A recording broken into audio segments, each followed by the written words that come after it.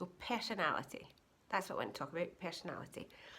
Why is it important that in this election we do not just go on personalities? So I think personality is amazing. If you've got a good personality, if you're a charismatic leader, if you're a good public speaker, if you can get a crowd going, all those things, important, definitely, gets the votes in.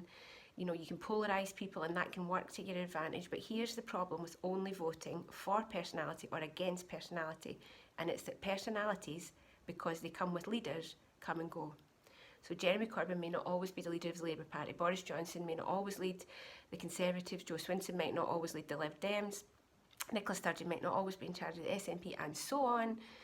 And because we have the Fixed Parliament Act now, that means if we make a rash decision on who we're going to vote for, we will be stuck with a government that we cannot change for a really long time. Now here's why this is important. When I was a little girl, I was born in 1979, so I grew up, I was born the year Margaret Thatcher came to power. Now that election was set against a backdrop of the country being in a bit of a mess. That's a fair thing to say, and for lots of reasons, a new government was elected. It was a Labour government and then the Conservative Party took over. Now, we are all post-Thatcher now, so we can look back and some of us see her favourably. I personally, I don't see that as a favourable time in history, but I do remember people saying to me, particularly women, that they chose to vote for Margaret Thatcher because it wasn't their normal politics, but they really thought a woman will make the right choices, this will be good for womanhood. Now you can argue that and you can decide whether you think she was good or bad or whatever, but a lot of those people afterwards were like, I wish we hadn't voted for those reasons. And so I want to encourage you, go on and check the voting record of your own MP, of the party that you want to stand with. Go on and check the voting record of the leaders of these parties and see where you stand with your politics.